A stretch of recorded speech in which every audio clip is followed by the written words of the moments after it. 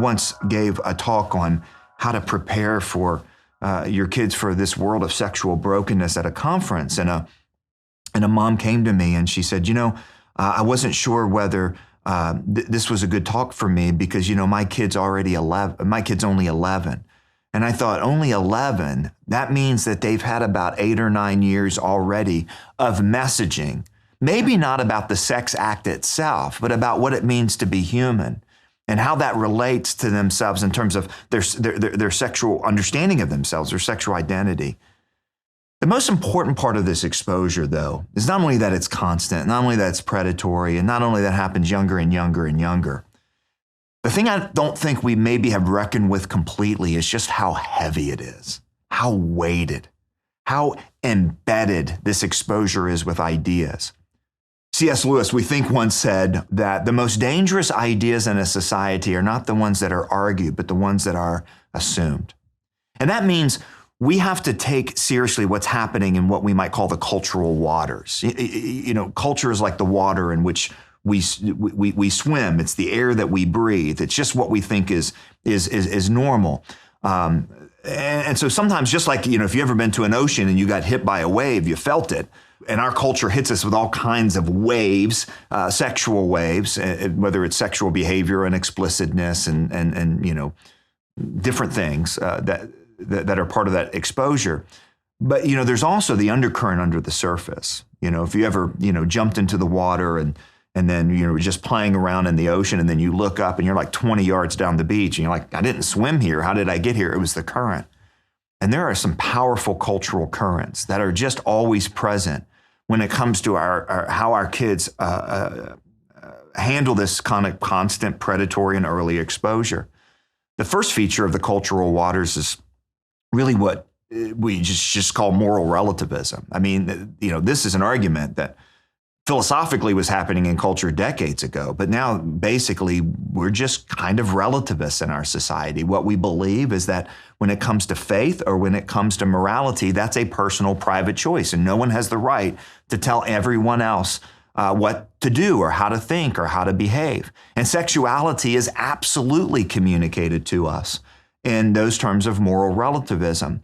I thought about this really kind of in the wake of the Dobbs decision coming out of the Supreme Court, which basically turned back Roe v. Wade, which was the decision that legalized abortion on demand without restriction in the United States. And in the days leading up to the Dobbs decision, so many news outlets reported, here's what Americans want when it comes to abortion. Here's what Americans want when it comes to abortion. And the numbers seemed to be all over the place. There were groups that were saying, hey, more young people are against abortion than old people, and the polls showed that. And then there were other polls that said, no, young people want abortion, or they don't want any restriction on abortion. And how many people did you talk to that said, well, I would never have an abortion, but I don't want to impose my view on other people? And then there was these weird studies that said, the younger generation is more pro-life than their parents, but they're also more likely to drive their friend to an abortion clinic if that's what their friend asked them to do. And the only thing that explains these numbers that are all over the place is moral relativism, where I may not like something, but I don't want to impose that on someone else. Very closely related to this culture of moral relativism is this radical privatism, where we think that our beliefs and our faith and our beliefs about morality are personal, private preferences. This is really the net effect of living in a secular culture like ours. Secularism doesn't disprove God. It takes something like God and turns him into this personal, private belief. And we've done the same thing with sexuality. We've privatized sexual behavior. I remember several years ago reading about Shippensburg University putting a vending machine in the student center that offered the morning after pill. Now think about that. Think about what that communicates when it comes to sexuality. A woman has a risky sexual experience, maybe not even by her own choice. Maybe she's been sexually assaulted and she's ashamed. And now she can swipe a credit card and basically take care of her problem, and no one has to know. Not even a medical professional.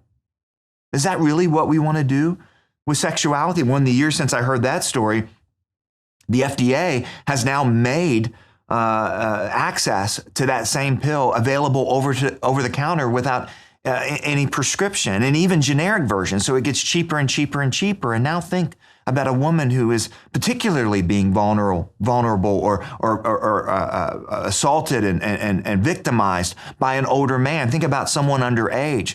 And now that man can drive her to the Walgreens, and she can go in and get a morning after pill along with a hair tie and bubble gum. And again, no one has to know. And see, that's the idea that we have imposed now on sexuality, is that not only is it a personal choice, but it's a private choice. But listen, that is the exact wrong idea about sexuality. Sexuality should be personal. I don't want to know what's happening in anyone's bedroom, and neither do you. But while sexuality is a personal choice, it has incredibly important public implications. Years ago, I wrote a book, and I was really struggling to finish this particular writing, and it was actually a book having to do with marriage and the role that marriage has played throughout society and so on. And I hit writer's block, and I married such a wonderful woman. She said, go somewhere where you can sit on a balcony and look at water and just knock it out. So I flew to Florida. It was great. I knocked out 4 or 5 chapters in 3 or 4 days. I was a beast. It was just great. And I remember being out on the balcony one evening and having been thinking about marriage and how it fits in society and all kinds of things. And I started hearing all this music come up from below, from the courtyard below.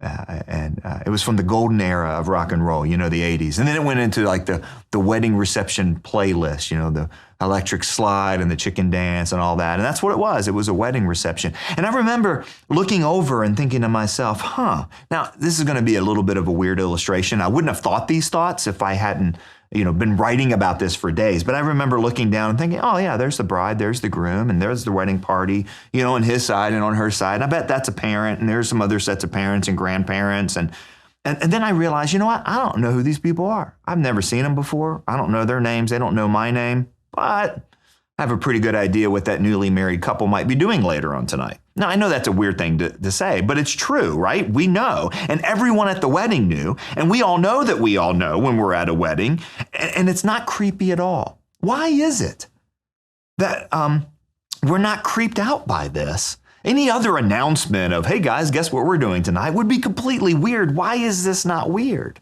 Now, I think there's a theological reality to that only at weddings now is it true of humans that we're naked and not ashamed.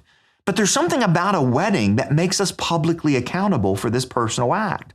I mean, think about it. If I'm walking through the courtyard later on that night and I see the groom snuggled up with the bridesmaid, I don't know his name and I don't know her name, and I'm going to give him a dirty look. Why? Because he is now publicly accountable for this personal act. But this kind of radical privatization of sexuality leads to all kinds, and the moral relativism leads to all kinds of weird and strange inconsistencies. This became clear during the Me Too movement. Well, actually, just a few weeks before the Me Too movement. I don't know if you remember, it was Harvey Weinstein, the Hollywood producer, and the whistleblowers came out on him and reported the horrible behavior that he had committed against all of these actresses. That was only a few weeks after the death of Hugh Hefner, the founder of Playboy. I don't know if you remember that, but that was a public celebration of this great liberator of women. So here we have the greatest manipulator and abuser of women in our lifetime that we celebrate, and a few weeks later, we condemn the abuse. How do you make sense of that? There's other conflicts and other inconsistencies, like, for example, in this ever-growing acronym, LGBTQIA. The L and the G and the B really progressed in our culture through a phrase that was used over and over and over and over again. You might remember it. I was born this way. I was born this way. But the strange inconsistency now is, now that we've added the T to that acronym, transgender, that's exactly the opposite. For the L, the G, and the B, it was I was born this way and I can't change in my sexual behavior. For the T, it was I was born this way in my sexual identity and I have to change. I was born in the wrong body. We also see this conflict with so much of the sexual revolution of the last several decades promised liberation for women.